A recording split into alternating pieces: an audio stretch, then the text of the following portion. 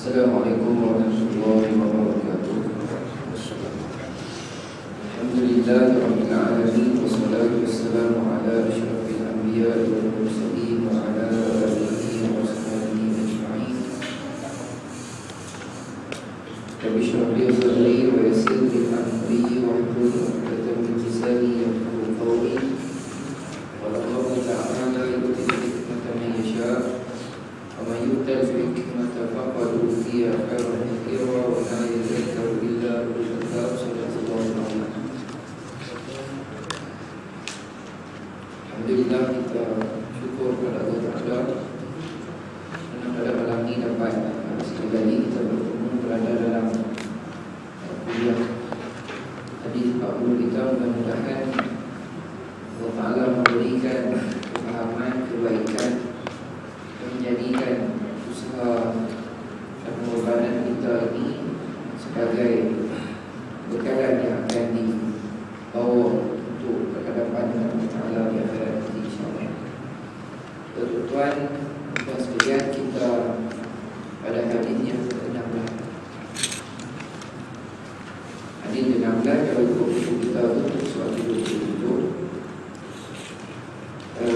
Hadis yang ke-16 sangat pendek, iaitu Abi Hurairah radhiyallahu anhu, daripada Abu Hurairah radhiyallahu anhu, anna rajulan, bahawa seorang lelaki, qala lin Nabi sallallahu alaihi wasallam, telah berkata kepada Nabi sallallahu alaihi wasallam, katanya, ausini, pesanlah kepada aku. Kan ayat yang mudah, ataupun wasiatlah kepada aku. Qala, maka kata Nabi, atau sabda Nabi sallallahu alaihi wasallam, la tarda, jangan marah, la tarda. Lalu lelaki tadi faraddada miraran, dia ulang beberapa kali soalannya ataupun permintaannya, wahai Nabi, ausini, wasiatlah kepada aku ataupun pesanlah kepada aku. Jadi Nabi masih ulang, la tarda, jangan marah. Hadis ini diriwayat oleh Imam Ahmad, Al-Bukhari dan juga Tirmizi. Baik,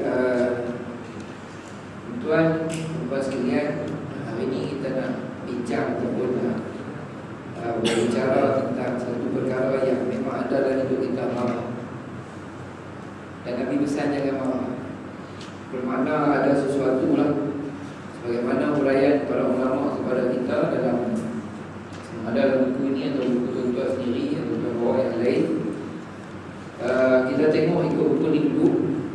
Pengarang kitab Al-Ifsah berkata, mungkin tindakan Nabi menasihati lelaki itu disebabkan baginda mengetahui sikapnya yang sering marah, sehingga nasihat ini ditujukan khusus kepadanya.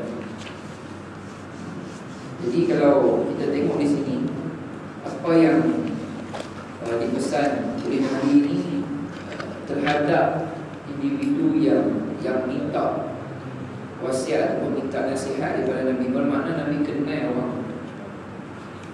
Dalam riwayat, kalau kita lihat, ada dua pandangan para ulama terhadap lelaki yang datang tanya Nabi. Bila ulama hadis dia takhrij hadis ni, maksudnya dia, istilah takhrij ni ialah dia mengumpul hadis yang hampir serupa, tengok siapa sebenarnya, lelaki mana yang datang kepada Nabi. Jadi ada dua pandangan. Satu pandangan mengatakan dia adalah Abu Darda radhiyallahu anhu, sahabat Nabi dari kalangan Ansar, Abu Darda. Dan sebagian riwayat sebut Abu Darda ni adalah orang terakhir dari kalangan ataupun dalam kalangan Ansar yang memeluk Islam. Abu Darda. Darda tu nama anak dia perempuan, gelaran Abu Darda. Ada satu kisah yang menarik tentang Abu Darda ni, berapa banyak yang menarik. Satu yang cerita Abu Darda dengan Salman Al-Farisi. Satu hari Salman Al-Farisi ini telah pergi ke rumah Abu Darda. Bila dia pergi, dia tengok isteri Abu Darda. Maksudnya bila dia bagi salam tu, isteri Abu Darda keluar, kemudian tengok isteri dia dalam keadaan pakaian yang lekeh lah bahasa kita, kan, tak berapa elok. Itu aurat lah semua, tapi nampak elok. Jadi dia tanya mana Abu Darda. Jawab Ummu Darda, isteri kepada Abu Darda ni, kata Abu Darda ni dia tak pentingkan dunia. Hadis dia agak panjang lah sikit cerita tentang Abu Darda. Dia kata Abu Darda ni dia tak, dunia ni tak ada lah dalam diri dia. Terlampau fokus pada ibadat. Kalau tengok hadis yang lain yang cerita juga tentang Abu Darda ni, dia siang dia puasa, malam dia mulai, kan, begitulah rutin dia. Menyebabkan dia mengabaikan beberapa perkara, kan, sebagai tanggungjawab dia tu dia telah agak abaikan. Jadi bila Salman tengok ni, Salman rasa tak seronok. Menyebabkan Salman ni fikir nak buat apa dekat Abu Darda ni. Duduk sat, Abu Darda balik. Kemudian Abu Darda kata, buatlah makanan untuk Salman. Dia pun yang Salman ni pun tunggulah dah Abu Darda minta dia makan di rumah dia. Sebab dia suruh isteri dia masak. Bila tunggu tu, kemudian makanan dihidangkan. Jadi Salman nak makan, kemudian tengok Abu Darda duduk diam. Dia kata, silalah makan. Dia kata, kenapa kamu tak makan? Dia kata, aku puasa. Maksudnya Abu Darda tu dia puasa sunat. Jadi Salman kata, aku tak akan makan selagi dia tak makan. Jadi dia tak ada arah, menyebabkan dia buka puasa. Habis makan, dia minta izin. Kata, aku nak bermalam di rumah kamu. Salman minta izin. Dia kata, tak apa, malam. Maksudnya tidur rumah dia. Baru kata dia nak lena, Abu Darda bangkit. Dia boleh. Maksudnya Abu Darda ni tak tidur lah. Maksudnya dia teruskan daripada tadi, dah tak jadi puasa, tak apa, dia kata ni kena buat, nak sambung. Kata Salman, wahai Abu Darda, tidur. Dia malu kan Salman, tak ada apa, tidurlah kawan tu. Jadi lama sikit, jaga. Bangkit kawan pun nak ambil sembahyang, nak solat tahajud. Salman jaga, tengok dia bangun, kata, wahai Abu Darda, tidur. Tidurlah kawan tu, 2 kali lah, terus tidur kan. Jadi bila dia tidur kali kedua tu, dia tidur sungguh letih tu. Enak. Dekat nak sungguh, Salman bangun, Salman gerak Abu Darda. Dia kata, wahai Abu Darda, bangun, kan, solat. Jadi dua-dua bangun solat. Dekat-dekat nak subuh, tak subuh ni, dekat nak subuh. Jadi mereka 2 orang tahajud. Lepas tu di Masjid Nabi bayang subuh. Selepas daripada solat subuh, Abu Darda ni dia rasa macam tak seronok. Pasal apa lah Salman buat kat dia macam tu kan. Daripada waktu dia sampai tu, makan apa semua sampai malam, sampai pagi. Lepas solat subuh, dia jumpa Nabi Salman buat aku macam ni. Kan, dan lepas subuh tu, sebelum aku jumpa kamu Rasulullah, Salman kata pada aku bahawa inna li rabbika alaika haqqan, sesungguhnya bagi kamu untuk Tuhan kamu ada hak. Wa li nafsika alaika wa li nafsika alaika haqqan, sesungguhnya bagi diri kamu juga ada hak. Wa li ahlika alaika haqqan, bagi ahli keluarga kamu juga ada hak. Salman pesan lepas main subuh tu, sebelum dia jumpa Nabi, Salman khabar bahawa bagi kamu dengan Tuhan kamu, ya ada hak buat ibadat ini. Dan kamu untuk diri kamu juga ada hak untuk kamu tunaikan. Kan, jaga kesihatan, maksudnya macam tu lah. Kan, tak menyusahkan dirimu.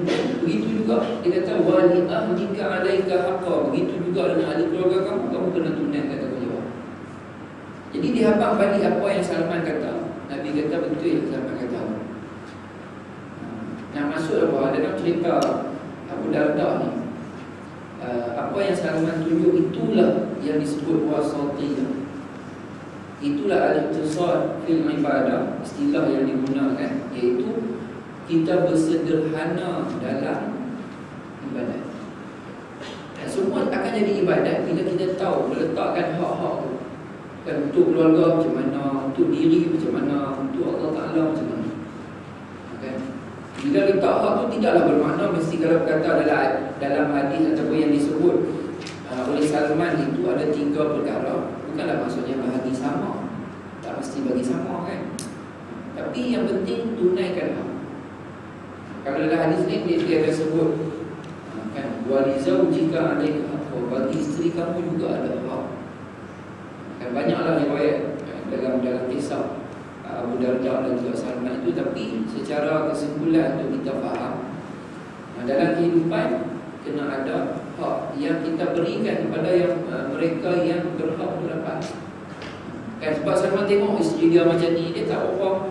Maksudnya dia melihat Abu Darda ini dalam keadaan yang tak apa, terlampau memberi tumpuan pada ibadat sehingga mengabaikan beberapa pihak yang lain. Itu saja dia cerita kan. Tapi inilah keadaan kita, bahawa dalam mencari keridhaan Allah Ta'ala perlu juga kita memahami ataupun meletakkan hak mereka yang berhak atas diri kita ni pada tempat yang betul lah. Itu satu riwayat sebut bahawa lelaki yang datang minta pada Nabi ini adalah Abu Darda. Seorang lagi ialah Jariyah bin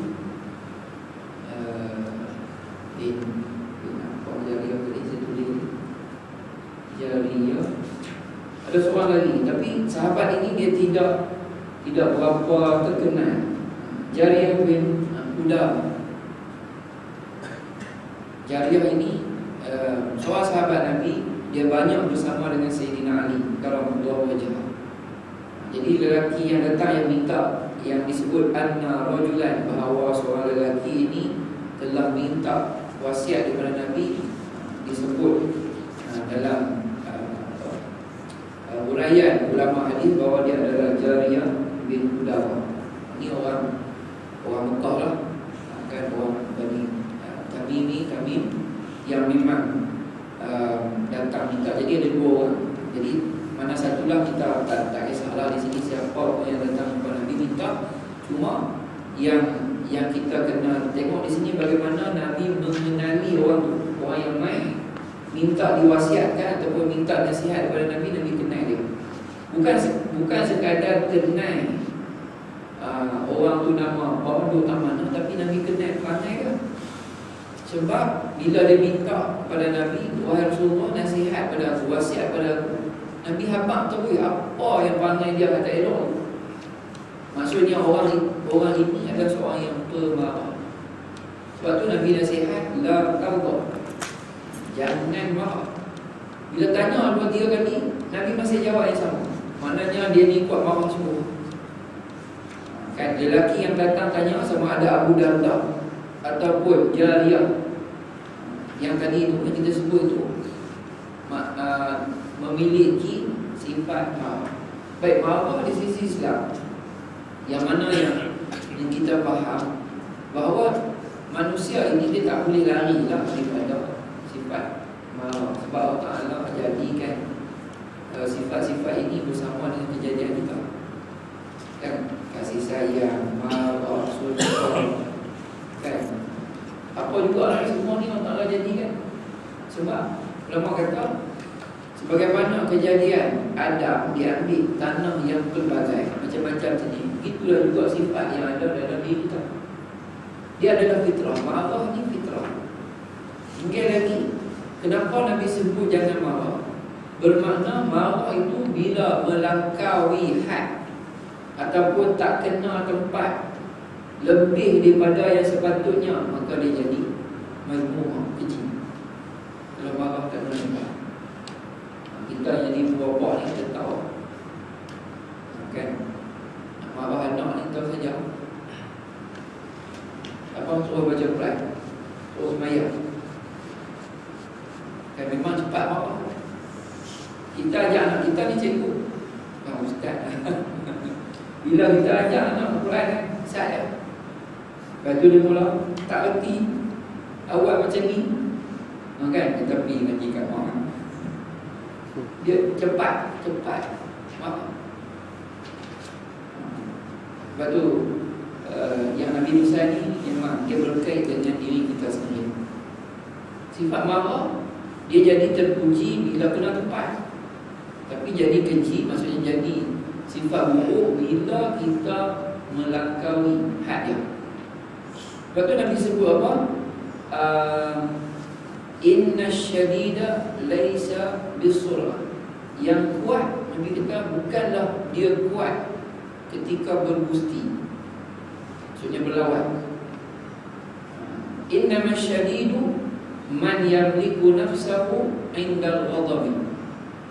Tetapi Nabi kata orang yang kuat di sisi ataupun pada pandangan Nabi dan juga pandangan Islam ini ialah bila dia mampu mengawal diri dia ketika marah. Nabi sebut sejauh mana kita boleh tahan marah kita. Nak marah ke anak, nak marah ke orang, bawa kereta macam ni tak berhenti, kan? Kita cukup marah kalau orang bawa kereta tak straight. Ataupun tengok elok-elok dia potong queue, kita nak bayar tengok dia potong. Macam tu lah benda ni kan, yang berlaku dalam kehidupan kita, ataupun salah apa-apa lah yang menyebabkan timbul perasaan marah. Sejauh mana kita mampu marah? Kalau dapat, bermakna kita telah mengikut ataupun ada ciri yang Nabi sebut, man yamliku nafsahu indal ghadab. Orang yang kuat, dia mampu mengawal diri dia ketika marah. Ini perkara yang agak susah kan? Bila tengah marah ni, tengah marah tu susah nak jaga tu, tengah marah. Tapi ada orang dia boleh jaga, mampu kawal. Ketika itu dia ni orang yang hebat. Sebab ada satu hadis tadi saya tengok, bila kita tengok masalah ataupun perkara berkait dengan marah ni, iaitu orang yang marah, bila dia mampu kawal marah dia, ada kelebihan yang Allah Ta'ala bagi, iaitu Allah Ta'ala kata orang yang Nabi sebut dalam hadis tu, orang yang bila dia marah dia mampu kawal akhirat nanti, orang ini Allah Ta'ala akan bagi peluang pada dia pilih mana-mana bidadari yang dia pilih. Buat tak marah kan, sebut itu kan, itu akhirat apa.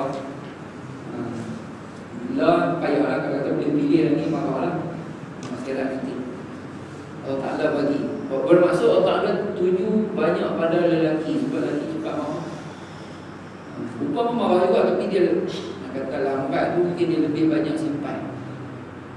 Kan dalam hadis tu lebih rujuk ataupun Nabi sebut secara terang lelaki. Sebab tu balasan kan di akhirat adalah dia diberi kebenaran untuk memilih mana-mana bidadari yang dia suka.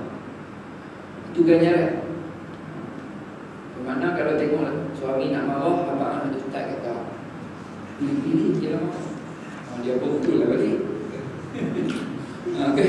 Macam tu lah kan. Kalau tengok suami nak marah balik kerja, tarik tak tentu malah tu, kan? Tak tahu mana lempang back kiri kanan apa semua. Empat pintu ni abang redok ni kata sahabat kalau marah jaga redok ni boleh, akhirat tu dia belah kan. Kena pesan tu lah kan. Kalau hal dunia ni dia tak bagi kan. Akhirat, abang akhirat dia bagi sikit. Baik.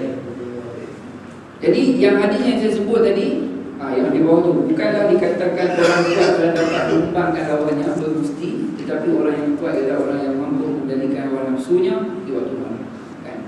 Matan hadis dia sebagaimana saya sebut tadi, itu tentang marah. Dan juga Allah juga memuji orang yang dapat mengendalikan nafsunya ketika marah dan suka memberi maaf kepada orang lain. Bila maksud di sini yang mampu mengawal diri dia Selain daripada marah yang terlampau ataupun sangat marah tu, dia boleh jaga, boleh kawal. Yang baik yang Allah Ta'ala minta pada kita ialah memaafkan. Kan marah ni disebabkan tak setuju. Kemudian bila dah daripada temperature tinggi tu dia turun, dia bagi maaf. Satu lagi kebaikan, satu lagi anjuran yang diminta oleh Nabi sallallahu alaihi wasallam. Kan berdasarkan, kalau hadis pendek tapi huraian. Bila mana maafkan, dalam ayat Quran disebut wal kadhiminal ghaidh wal afina 'anil nas. Ayat surah Ali Imran sebut tentang golongan yang Allah Ta'ala suka ni ialah selain daripada sebelum tu, ayat tu cerita tentang orang yang sentiasa memberi sedekah. Selepas tu Allah Ta'ala sebut tentang orang yang wal kadhiminal ghaidh, maksudnya orang yang mampu mengawal diri dia kepada Allah. Maksudnya Allah Ta'ala puji orang ni. Lepas tu Allah Ta'ala sebut wal afina 'anil nas. Dan Allah Ta'ala juga suka orang yang memaafkan kesalahan orang lain. Memanglah manusia ni disebabkan kita ni tidak sempurna, kita akan ada salah. Dan bila salah, tentulah kesalahan itu memerlukan kemaafan daripada orang lain. Tak kira siapa pun. Dan tak ada orang lah selain daripada Nabi dan juga para Rasul ini Allah Ta'ala pelihara daripada dosa. Lain daripada itu semuanya ada kelemahan dan kekurangan. Jadi sebab tu kita minta maaf, memaafkan orang lain. Banyak kan selalu kalau ahli motivasi ni, pakai motivasi ni, kita sebelum tidur maafkan semua orang. Kita balik belakang selalu sebut kan, kita nak hebat, dia kata kita nak apa semua ni sebelum tidur tu buatlah ni. Salah satu dia sebut sebelum tidur tu maafkan semua orang. Boleh buat kan? Dia habaq kan, dia buat kan nak kata ni kita pun tak tahu kan. Kalau dia buat bagus lah, maksudnya itu kebaikan. Memaafkan orang ni suatu yang susah sebenarnya. Terutama masa marah tu memang lagi susah. Jadi lepas tu lah, sebab tu Allah Ta'ala sebut selepas itu, selepas dia mampu mengawal marah dia, Allah Ta'ala sebut wal afina 'anil nas, dia memaafkan orang. Jadi kita dalam keluarga maafkan kan, suami, isteri, tak mesti tunggu raya. Lalu orang tunggu kan, tak apa, tunggu raya kan, tak apa, tunggu raya. Tunggu raya tu, masa raya tu lah orang nak sembahyang raya, dia duduk teriak dalam bilik. Nanti saat kan, kata ni tak habis ni nak abang ni, tu dia punya baju. Dia orang nak sembahyang raya lah. Sebab tu jangan tangguh ataupun jangan tunggu raya tu kan, belum tidur kan, pagi ke bila rasa tersilap ke apa, minta maaf lah. Itu baru betul kan. Dan suami pun sama, jangan kata orang sebab apa, isteri dia semua salah kan, ada juga kita pun salah, minta maaf sama lah. Tapi jangan nak buat teriak pula, kata tujuh apa kita pergi tak boleh ni, ada banyak dah lagi dia pula kita teriak lebih pada isteri dia. Yang tu lah kan. Ini keadaan-keadaan yang memberi maaf itu adalah baik kan. Tapi bila setengah tu kesalahan tu dia kata aku tak maaf sampai mati pada lah sebut kan. Kelir di balik contohnya, pasal tanah kau, pasal apa, salah memang sampai mati tak maaf kan, habislah semua tu akan diselesaikan di akhirat. Jenuh tu akhirat ni nak selesai, bukan dunia kan, bukan kita seorang, bukan kita dengan orang yang kita bergaduh. Allah Ta'ala nak selesai seorang. Sebab tu diminta kita selesaikan di dunia. Jangan senang cakap kan, nanti kita settle di akhirat. Bahasa tu kan, budak kita pun kena, anak-anak kita macam tu di sekolah kita dengar settle akhirat. Ayat tak kena juga. Sebab di akhirat ni bukan 24 jam macam kita rasa atas dunia, ataupun kita rasa hari-hari yang berlalu macam di atas dunia. Dia adalah sesuatu yang amat panjang. Disebutkan satu hari sebagaimana yang kita baca dalam surah Sajdah, alfu sanatin, 1000 tahun. Maksudnya panjang sungguh nak habis kan. hisab. Setiap orang tu mengambil masa yang lama. Jadi yang sebolehnya kita selesai atas dunia. Marah macam mana pun, kalau kita memberi maaf itu, dia akan mendatangkan kebaikan.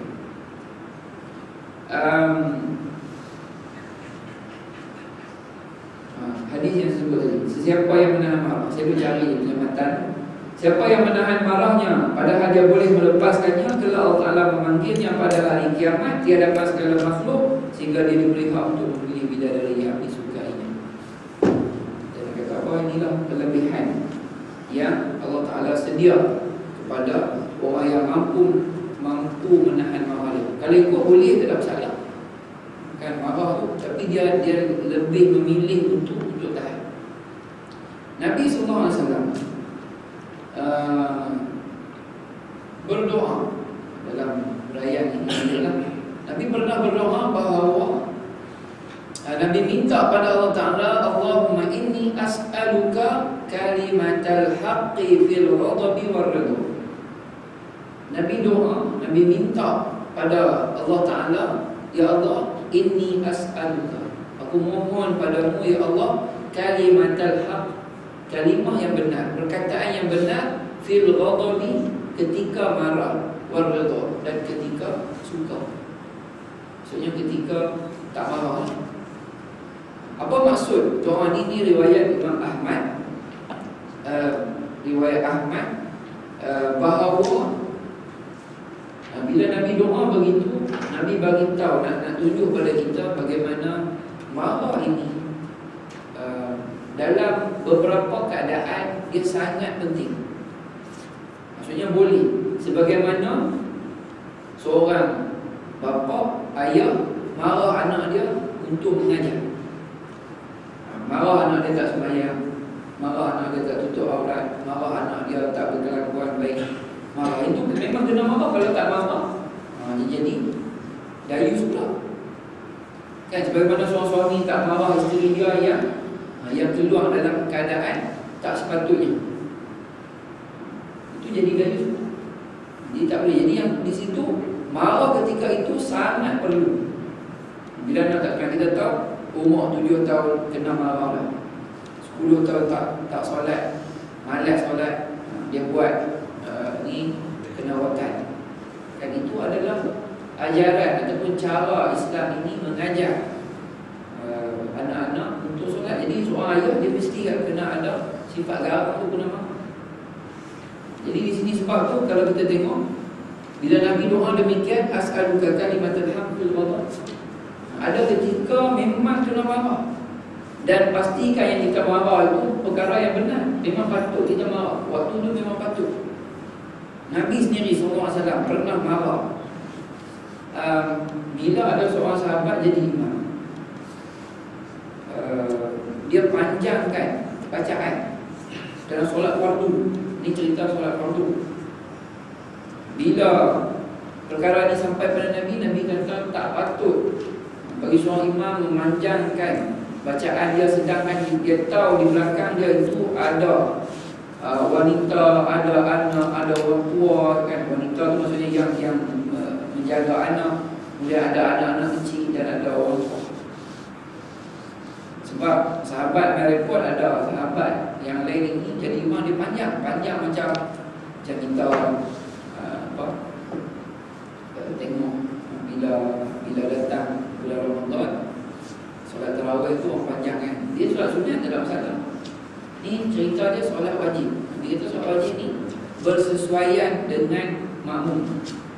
Sebab tu siapa nak jadi imam, dia mesti tengok makmum tu macam mana. Dia tak boleh ikut suka dia. Tengok makmum ni macam mana, ni semua sihat-sihat, okay. Dia nak panjang sikit, tak apa. Kalau tengok ada yang macam ni, ada macam ni, sagi riau, sagi lari, sagi apa, jangan panjang. Memang macam tu kan. Nabi menunjukkan pada kita nak jadi imam kena tengok semua kan keadaan itu. Dan kalau melibatkan solat sunat tak jadi masalah. Nak panjang pun panjang lah. Dan kalau kita solat sunat, sebab tu kan kalau kita tengok bulan puasa ni, orang duduk kadang tak larat sangat berdiri, duduk boleh, kita tak masalah sebab solat sunat kan. Jadi cuma cuma nak sebut di sini apa kisah di sebalik itu ialah bagaimana Nabi marah pada sahabat. Maksudnya marah pada perkara yang benar, tak salah, dan sepatutnya begitu. Dan banyak lagi dah ada beberapa keadaan. Ada ketika Nabi tak menunjukkan apa. Kan bila orang Yahudi minta pada Nabi, tarik apa ridak yang Nabi pakai tu, sampai Nabi seorang selam ni macam nak tercekik. Kan Sayyidina Umar ni kira nak cabut udang kan. Tarik. Nabi senyum kan, Nabi tak marah. Malah Nabi minta pula pada Sayyidina Abu Bakar, wahai Abu Bakar, adalah bayar saya tu dia. Kalau ikut perjanjian tu lambat lagi, ada beberapa hari lagi, tapi dia minta wahai. Nabi kata, aku berhutang, memang aku berhutang dengan dia, tolong bayar saya. Ketika tu Nabi tak marah pula. Kan yang marah tu sahabat-sahabat yang lain. Banyak benda. Kalau kita tengok ada keadaan yang mana Nabi memahami bahawa tak patut marah masa tu. Kan macam Bani Arab Badawi yang masuk kencing dalam masjid Nabi. Dalam masjid Nabi ni tanam saja awal tu. Kan cuma dia bersih. Jadi dia ingat macam rumah dia atau mana dia nak lepas, dia lepas. Kan dia cerita waktu ada orang buat teka-teki. Kuliah ke teka-teki lah. Kuliah lah saja. Orang tanya pokok, kita nak tahu depan pokok tu kan, pokok bila kita pergi tengok tu nak tahu depan belakang je, bahagian depan pokok dengan belakang pokok. Macam mana kita nak tahu? Saya teringat tu pasal abang pasal kecil tadi tu. Maksud dia kan abang lah ni tak bukan nak tanya, lagi dia fikir pula Ustaz ni tu kami jawab teka-teki kan dah. Ni orang buat lawak saja kan. Ni simpan lah sebagai satu teka-teki. Dia kata tengoklah kan, tengok setengah orang yang suka kencing kat pokok kan. Tak mana ada kencing. Selalu orang kata ada kencing tak mana, belakang pokok kan. Jadi belakang tu lah belakang. Kan satu lepas. Pandai juga orang buat teka-teki ni. Kan sebab kita tak tahu dia mana belakang mana depan. Memang kita tak tahu mana pokok mana ada belakang mana ada depan. Tapi bila kalau ada orang kecil tu, maksudnya belakang pokok lah. Kan kita tuan apa kecil belakang pokok tu suruh budak-budak kan. Maksudnya itulah belakang yang tak kena kecil tu depan. Macam orang tu kan. Tapi tak apalah untuk semua. Baik. Seterusnya kita tengok di sini pengajaran yang ada. Dianjurkan bagi setiap Muslim memberikan nasihat yang baik. Sebagaimana sahabat Nabi ni datang minta nasihat, kalau dia minta kita kena bagi. Dan baik kita tengok sebagaimana yang ditunjukkan dalam kisah hidup Nabi sendiri, sirah dia, berapa banyak sahabat yang datang minta nasihat. Jadi panduan untuk kita apa? Bila kita jumpa orang soleh, mintalah kan, mintalah nasihat. Nasihatlah pada aku ni macam mana. Sikit pun tak apa. Ni kalau kita tengok orang yang belajar hadis, orang yang faham tentang agama ni, dia jumpa orang hebat kan, ataupun ulama-ulama besar, pasti dia akan jumpa tu dalam banyak-banyak yang dibincangkan ataupun yang dia bersembang tu, last sekali dia akan minta nasihatlah pada aku sesuatu kan. Ini perbuatan yang baik, minta nasihat. Dan bila orang minta, bagi sajalah nasihat. Dan nasihat tu tengoklah orang tu kan, kita kena kenal orang tu, ataupun tengok dia macam mana, apa yang nampak dia kurang, kita sebut kan, nasihat. Macam nasihat anak-anak kita, kita tengok dia ni nampak ni kan payah sangat nak sembahyang, ataupun bayang di ujung kan, kita nasihat lah, payahlah dia buat waktu, payah sangat main ikut ayam main sini kan, contoh macam tu. Supaya apa? Bila kita bagi nasihat tu, lama-lama dia akan ikut dan memberi kebaikan kepada dia. Dan kita hendaklah mengenal perbuatan-perbuatan yang bersifat kebajikan. Kan Nabi tahu apa benda yang baik bila Nabi sebut pada orang tu, dan tahu orang tu pula akan buat. Ni hebatnya Nabi ni. Allah Ta'ala bagi kelebihan, boleh membaca kan? Dan kita tahu ada lah kan manusia zaman kita pun ada yang boleh bila tengok orang ni tahu dia ni pandai ni macam ni. Kan? Boleh membaca keadaan, boleh tengok orang tu, boleh kenal. Dan kita sendiri juga kalau ikut yang ni mengenal perbuatan-perbuatan bersifat kebajikan, maka kita kena tahu lah ada baik ada jahat. Apa baik itu kena buat lah. Seterusnya kita hendaklah sentiasa menambah wawasan ilmu yang bermanfaat. Walaupun nampak macam jauh kan. Cerita dia tadi dalam hadis ni tentang jangan marah. Tapi yang maksud di sini apa? Macam mana kita nak atasi masalah marah kalau kita ni jenis orang yang sangat marah, yang cepat marah. Al-Imam Al-Ghazali disebut kepada kita marah ni ada 4 jenis. 4 jenis marah. Pertama, cepat marah, cepat hilang marah. Yang kedua, lambat marah, lambat juga hilang marah. Yang ketiga, cepat marah, lambat hilang marah. Yang satu lagi, lambat marah, cepat hilang marah. Kan 4 jenis. Yang teruk sekali, cepat marah, lambat nak maaf tu, nak hilang tu. Dia kata lambat sikit ni, sikit lah. Sebab masa tak boleh belajar. Kan benda tu, bawa dia dia nampak tak boleh belajar.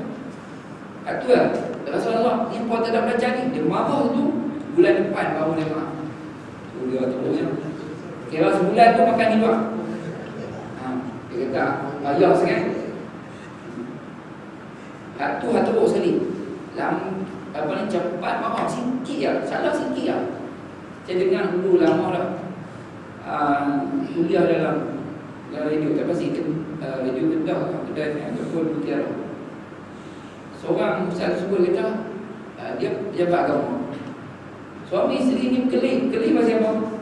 Pasal ubah gigi. Dia kata suami dia ni dia tak suka pijit tengah, suka pijit daripada bawah.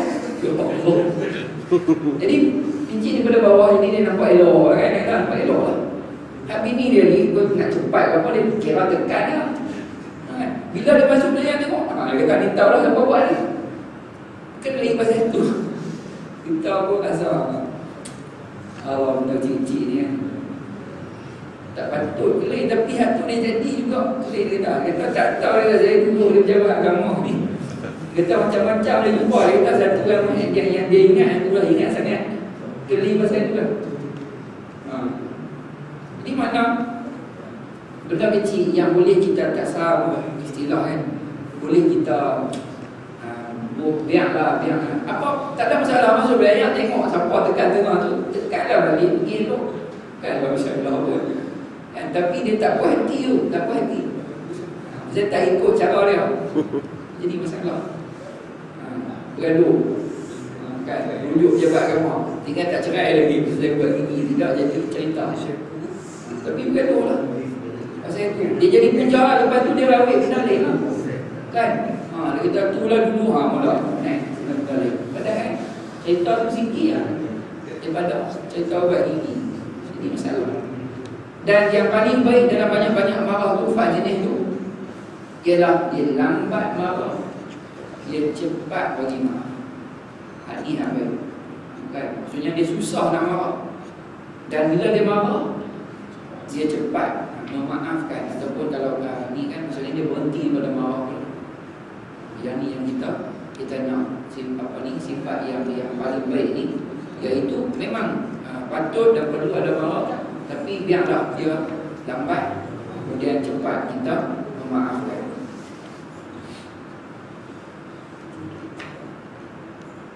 Kemudian yang keempat di sini disebut kita dianjurkan mengulangi percakapan hingga pendengar menyedari betapa penting kedudukannya. Kan bila sahabat ni minta kan ausini diulang banyak kali, Nabi masih menyebut perkara sama, bermakna Nabi nak bagi tahu pada kita bila memberi nasihat dan kita tahu benda tu penting sangat untuk dia terima nasihat, dia tahu benda tu, jadi kita ulang. Kan? Benda ni berlaku kan dalam proses pengajaran kita pada anak-anak ataupun dalam keluarga ni, memang benda tu diulang-ulang. Anak-anak ni kadang-kadang dia tak ada dengar tu, dia kata mak boleh tiang aja kalau ingat. Sebab benda yang sama aja dia tak sembahyang, siapa balik lambat, siapa tak mandi lagi. Benda tu diulang-ulang kan. Tapi itulah nak kata tu betapa pentingnya bila yang diulang tu. Bukan sengaja, bukan mak buat ni sengaja. Macam kita dulu dah kenal dengan mak ayah dulu, macam tu juga. Bukan sesuatu yang biasa-biasa, tapi dia ada penting untuk disiplin diri. Sebab tu diulang. Maka tentulah lebih untuk perkara yang penting, terutama macam ni, nasihat kepada orang yang jenis pemarah ni, Nabi ulang-ulang untuk memberi peringatan yang sangat penting pada dia. Berikutnya pasal 79, Islam menggalakkan umatnya meninggalkan sifat marah ni. Maksudnya yang tidak kena tempat. Marah yang boleh mendatangkan keburukan. Sebab marah dia datang daripada syaitan. Okay. Bila kita marah ni, tentulah dia mengapi-apikan kita, yang menambah lagi kemarahan ialah syaitan. Dan dalam yang saya sebut kisah tadi, yang Yahudi yang datang minta hutang pada Rasulullah SAW tu, di hujung hadis tu cerita dia ialah Nabi sebut pada para sahabat, kata wahai sahabat, lihat lelaki yang meminta secara kasar dan dalam keadaan marah tu, tengok rupa dia. Nabi sebut pada sahabat, tengok rupa dia, apa jadi pada dia? Muka merah, kan, mata pun merah, urat. Nabi sebut dari itu urat yang tegang, urat leher yang tegang. Bermakna bukan sahaja marah tu datang daripada diri dia, tapi dia sedang dikuasai oleh syaitan. Kan kalau sampai naik ni tentang urat ni, kata bila kan orang kelih, orang gaduh ni tentang urat tu, maksudnya ada benda lain lah yang sedang mengapi-apikan. Itu syaitan yang Allah Ta'ala cinta daripada api. Maka dalam hadis yang lain sebut ataupun panduan yang Nabi bagi ialah kalau marah tu dalam keadaan berdiri, duduk. Kan? Marah-marah ni duduk. Kan?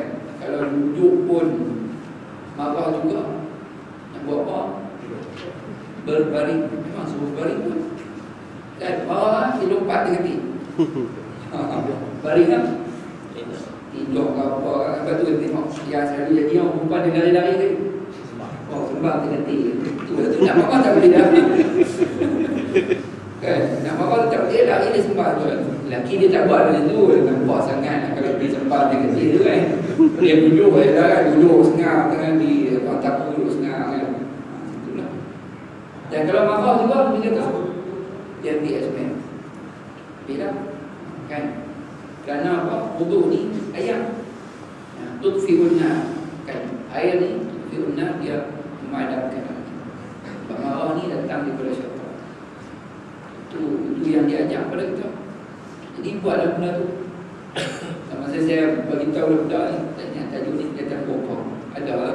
Ada sikit dimasukkan dalam. Dan kalau kata berbaring tu pun ada budak tanya, kalau baring tu pun saya marah juga. Saya kata nak buat. Pada ambil wudu pun marah juga. Saya kata pergi bully nak tak mana-mana. Payah sangat marah juga. Tak boleh nak tahan. Bila bully tak mana. Mudah-mudahan hilang. Kita tak tahu lah nak abang macam mana kan. Nabi abang sampai situ. Diri duduk baring. Kemudian tak boleh tahu duduk. Kalau marah juga. Dia sebenarnya ada kaedah. Kan bila marah juga tu kita bukan bawa diri, tapi kita jangan berada di situ, pergilah ke tempat lain. Mudah-mudahan reda. Kan bukanlah maksud kena kulit dah. Kena pergi tempat lain. Di tempat lain tu bagi kita hilang. Sebab tu kalau kan orang marah kan dia tak reta, tak motor, pergi ke mana, biar pergilah dia kena tarik lalu lupa semua hari tu sekali dia balik. Tak apa. Balik tu cool lah kan. Tegur lah kena tarik. Apa lah kalau marah hati. Memang kena macam tu. Itulah kaedah dia. Kalau Nabi kan bila Kita tengok dalam rumah tangga kan, kalau kita tengok dalam rumah tangga, Nabi pernah bila marah kan, ada sesuatu yang tak kena ataupun benda yang Nabi dah buat ni tapi masih berlaku. Last sekali Nabi tak balik rumah, Nabi dulu di masjid kan, sampai ada isteri Nabi ni yang dia tahulah kalau kata tak balik ni ada sebab lah kan, mesti ada satu yang tak berapa dia suka, jadi pergi tengok ada di masjid. Maksudnya pergi ke tempat dia, tak mau kita nak elak daripada marah kan, bagi berada di rumah tu dia jadi sebab yang lepas, jadi ribut, jadi kering, jadi apa. Jadi nak hilangkan benda tu, berada di tempat dia. Bila dah hilang dah dalam keadaan yang baik dah, baliklah. Itulah cara dia kan, yang diajar. Mana Islam ni dah ditunjukkan. Nabi tunjuk ni banyak lah. Nak kata kaunseling ke, nak kata apa ke, kaedah apa, semua dah ada. Kita sajalah kena rajin cari benda. Kemudian selalulah mendapatkan nasihat, mengetahui aspek-aspek kebenaran dan sentiasa menambah ilmu pengetahuan dengan ilmu yang bermanfaat. Lebih kurang dengan yang tadi yang kita tengok tu dianjurkan oleh Muslim memberi nasihat. Cuma yang ni dia kata mendapatkan nasihat, mintalah nasihat. Dan yang berikutnya adalah sedikit bercakap dan banyak bekerja. Orang yang banyak komen menjadi masalah kan bila bekerja ni. Lebih baik banyak buat kerja. Orang yang marah bertanggungjawab atas akibat perbuatan marah dia. Kalau dia marah apa jadi? Pecahkan tu, pecahkan ni, kan sepak ni, tumbuk buat orang ni. Bermakna akibat tu dia kena tanggung. Sebab tu kita tengok lah zaman kalau buat macam tu orang saman kan, bergaduh ni saman. Jadi akibat tu kita kena tanggung. Sebab tu sebaiknya elak, kerana dia dengan kita mengawal marah ni, dia akan mengurangkan risiko yang lebih besar kalau kita marah. Dalam beberapa huraian yang lain, kalau kita tengok di sini, Nabi pernah sebut ni, ada sahabat yang mai tanya, okay, apakah amalan yang lebih utama? Maksudnya ni hadis yang menguatkan hadis la taqta ni. Nabi kata, ma laka la taqah husnul khuluq wa alla taqta in istata'ta. Iaitu, mengapakah kau tidak faham? Maksudnya bila sahabat ni tu tanya apa yang boleh jadi amalan yang utama dalam hidup dia, Nabi kata ni tak faham lagi kau. Soalan macam itulah. Nabi kata husnul khuluq, iaitu kena ada akhlak mulia. Dan dalam akhlak mulia tu Nabi sebut wa alla taqta in istata'ta. Kamu jangan marah bila kamu mampu mengawal. Yang Nabi sebut, jangan marah kalau kita dah tahu kita boleh jaga benda tu daripada tak marah. Jangan buat pasal marah. Kita mampu untuk jaga. Kan Nabi pesan ni. Dalam ni hadis yang lain, hadis di mana ni? Muhammad bin Nasir. Tak apalah, ni hadis yang lain. Cuma disebut di sini kepada kita bagaimana bila kita tahulah benda tu. Ni kalau jadi macam ni, aku boleh jaga, boleh kawal benda ni, maka menjadi keutamaan untuk dia tidak marah dalam keadaan tersebut. Kemudian kita tengok yang lain, marah yang terpuji ialah marah kerana mencari keredaan Allah Ta'ala. Sebagaimana Nabi doa tadi, kan kita sebut doa tu, Allahumma inni as'aluka kalimatul haq fil ghadabi wal ridha. Marah yang terpuji bila marah kerana keredaan, cari redha Allah Ta'ala. Dan kalau kita dengar Mutiara FM ke ataupun radio IKIM tu selalu diulang-ulang. Maksud hadis apa? Siapa yang mencari redha Allah dengan marahnya manusia. Dan dalam hadis sebut kan, maka Allah Ta'ala akan cukupkan perbelanjaan dia daripada manusia. Dan siapa yang mencari redha manusia dengan marahnya Allah Ta'ala, maka Allah Ta'ala akan balikkan urusan dia tu pada manusia. Buatlah, manusia akan buatlah apa saja. Itu beza. Dan hadis ni hadis yang sangat baik untuk kita hayati. Sebab apa? Hadis itu sebut kita cari redha Allah Ta'ala walaupun manusia keliling itu tak suka, marah dengan kita, tak ada masalah. Allah Ta'ala akan cukupkan bagi kita melalui perbelanjaan manusia. Kan? Kita buat benda betul yang Allah Ta'ala suka, tapi ada orang tak suka, ada orang marah, tak apa. Kan? Ini adalah motivasi. Tak apa, orang marah tak apa, satu dunia marah pun tak apa. Yang kita buat tu benda betul. Tapi kalau kita mencari redha manusia dengan kemurkaan Allah Ta'ala, yang ni Allah Ta'ala marah. Kan kita nak orang sukakan kita, tapi yang kita buat itu walaupun orang suka, di sisi Allah Ta'ala tidak suka. Benda haram, benda tak betul kita buat. Maka ketika itu Allah Ta'ala kata urusan dia akan diserahkan kepada manusia. Maksudnya manusia akan buat apa saja. Sebab tu kita tengok ada orang walaupun mereka awal tu begini, tapi kemudiannya manusia buat tak tahu saja kat dia, ataupun ambil tindakan yang tak elok pada dia. Begitulah keadaan. Jadi dalam hal ni, biarlah kita buat dalam kehidupan kita ni benda yang Allah Ta'ala suka. Allah Ta'ala tak murka, Allah Ta'ala tak marah. Jadi marah terpuji balik kepada apa yang tersebut ni ialah marah kerana mencari redha Allah Ta'ala, membela agama, membela kehormatan Muslim yang dihina atau direndah-rendahkan, walaupun orang tak suka. Saya pun tak tahu berapa hari, seminggu dua ni kan, dalam puasa ni banyak sangat orang tak voting untuk apa yang UK. Betul ya? Saya pun tak check pun, sebab kita pun tak dan nak tengok. Kan dia kata di UK buat pemungutan suara, kan dia kata suruh klik saja, benda tu suruh tanda saja. Jadi saya pun tak sempat. Kan mungkin tuan-tuan ada yang mengikuti benda tu. Kalau betul, maksudnya kita kena sokong. Kan kita kena sokong. Sebab saya tak sempat lagi nak tengok keadaan banyak sangat benda-benda yang orang hantar ni. Kadang-kadang terlepas, jadi balik rumah malam tu baru duduk tengok, duduk baca satu. Dan sebelum lena tu yang pun jatuh dan buka tu kan, baca ikut. Memang jadi kita dalam masa tu lah baru nak baca P12, baru duduk tengok kan. Banyak sangat. Tak apalah, kalau betul benda tu, mudah-mudahan masyarakat Muslim seluruhnya boleh membantu. Dan kalau kita tengok di sini, orang bertanya kan, dulu orang buat demonstrasi, masalah demonstrasi kan, kita buat apa ni pasal Palestin, pasal Mesir, pasal apa buat? Pasal kita marah. Marah yang betul sebab kita marah kerana mereka mencabul kehormatan ataupun mengambil hak ataupun menzalimi orang yang tak sepatutnya. Sebab tu kita kena tunjuk marah kita.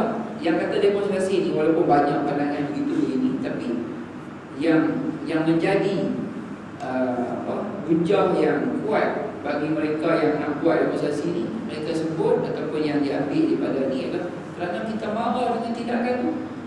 Jadi kita tunjuklah kita ni tak suka. Maka ketika itu dengan hujah itu boleh buat. Saya pernah masa saya belajar lah ni, masa tu isu Palestin ni tengah buat intifadah. Masa tu tahun 98 di Jordan masa tu intifadah ni, sebab sebelah saja kan, Jordan dengan Palestin ni sebelah. Jadi kuat sangat melanda, menyebabkan boleh kata setiap minggu tu ada saja demonstrasi. Malam ini keluar demonstrasi. Jadi sampai di tempat saya tinggal tu, Suhaileh tu, nak buat juga. Dia rancang selepas Jumaat. Rancang lepas Jumaat. Jadi dia jadi macam lain. Bila rancang lepas Jumaat ni, kita kata FRU lah kan, dia main siap dah. Memang dia pun tak sayang lah. FRU ni dia tunggu beli di masjid tu. Tak sayang. Kita ni main Jumaat ni kan, dengan bertebak apa semua ni, bila nak keluar lepas tahan, jadi balik batu lah apa, kita boleh duduk senang dalam masjid lah. Tak balik nak keluar batu main ketul-ketul ni kan. Ada seorang ulama tafsir di tempat kami tinggal itu, nama dia Dr. Solam Fattah Khalili. Kami tanya Kan? Bila dah duduk, dia pun berada dalam tu, dia kata semua ni tak patut, dia kata. Bila kita seorang Muslim melihat kekejaman yang berlaku pada saudara Muslim yang lain, kita tak buat apa, dia menjadi kesalahan, dia kata. Jadi kita kena tunjuk, kita tak suka ni, tak suka pada Israel, tak suka pada mereka, tak suka dengan orang yang bersekongkol dengan mereka ni. Kena tunjuk, rupanya mereka melihat bahawa ada sokongan daripada luar membantu Palestin. Jadi kita patut dibiarkan semua rakyat yang ada ni menunjukkan rasa marah. Tak patut dibiarkan benda ni. Maksudnya biar-biar je Palestin tak boleh lah. Sebab Muslim adalah bersaudara dengan Muslim yang lain. Kalau dia sakit, kita pun rasa sakit. Itu keadaan ni. Sebab tu lepas pada sebelum daripada tu demonstrasi yang berlaku sebelum daripada kejadian saya cerita tu, dia aman, seronok kita ikut tu jadi semangat kan. Yang dipimpin oleh yang tadi tu Dr. Al-Fatah Al-Falidi tu, dia sendiri duduk depan, dia bawa kita masa tu barulah nampak keadaan bagaimana bila semua orang keluar, lelaki, perempuan, budak, semua keluar menunjukkan solidariti kepada rakyat Palestin. Tapi buat lepas pada tu 2 minggu lepas tu buat pula kena. Tapi yang awal tu kita nampak bahawa orang Islam ni boleh bersatu. Kalau ada masalah kita boleh bersatu. Tapi itulah keadaan jadi sebaliknya pula bila buatkan itu. Balik pada ni, cara mencegah kemarahan, jauhilah akhlak yang tercela seperti sombong, tinggi diri, bangga diri, menghina orang lain, banyak bercanda, suka berdebat dan sebagainya. Dia pun tak faham bercanda ni masuk apa, bercanda nak tengok ni. Bercanda di pantai tu kan, hari ni bercanda apa, mungkin ada maksud lain lah kan, kata hari. Tapi nak kata akhlak tercela lah, mungkin dia melibatkan yang ada dalam diri kita. Didik diri dengan akhlak mulia, berarti sabar, lemah lembut, tidak tergesa-gesa dalam segala hal dan sebagainya. Berlatih memaafkan orang yang membuat salah. Memang susah kan. Dia suruh berlatih tapi susah. Memaafkan kesalahan adalah suatu perkara yang amat berat kan. Tersangat susah ni. Kita marah pada orang, kemudian kita dah maafkan dia, susah. Tersangat susah. Tapi kalau maaf, apa jadi? Dia akan hilang, dia akan jadi ringan. Sebenarnya kita ni kan lega kan. Tapi sebelum nak lepas tu, sebelum nak kata ni aku maafkan kamu ke apa semua, kita nak kata tu susah kan. Memang sangat susah. Bersikap tawaduk, rendah diri, mengucapkan ta'awud, a'udzubillah minasyaitonir rajim. Bila marah ulang lagi, bila marah ulang lagi. Mengubah posisi daripada berdiri ni, kata ni duduk daripada berdiri pada duduk, daripada duduk pada berbaring, berhenti berbicara. Kalau duduk berdebat tu nampak macam tak boleh nak selesai, berhenti bang, berduduk ya. Mana tahu mula-mula tu sembang elok, lepas tu kata mula isu kan, isu berbeza terbang contohnya kan. Tak, dia kata ni konspirasi ni, tak, dia kata hilang konspirasi, tak, hilang klik. Mula tu sembang baik kan. Kalau hilang tak mana, dia kata berhenti kan tu, berhenti lah. Dia kata tak mana, kata ni konspirasi, dia duduk ulang tegang kan, tak payah kan, berhenti sikap. Itu lebih baik kalau bergaduh lah dalam masalah kan. Jadi ini beberapa panduan. Saya ingat elok dalam untuk seperti tajuk ini. Mudah-mudahan yang kita bincang ini ataupun yang disebutkan walaupun sangat pendek, tapi banyak kebaikan yang boleh kita ambil daripada pesanan Nabi kepada sahabat yang bertanya, yang minta wasiat tentang diri dia. Jadi pesan la tawab yang kemarah, jangan marah. Mudah-mudahan kita juga dapat mengawal marahlah pada perkara yang betul, yang patut, yang boleh, tapi jangan melampau daripada apa yang sepatutnya kan. Yang baik kepada Allah, yang kurang atas diri sendiri. Aku boleh jaga. Wassalamualaikum warahmatullahi wabarakatuh. atubu ilaik.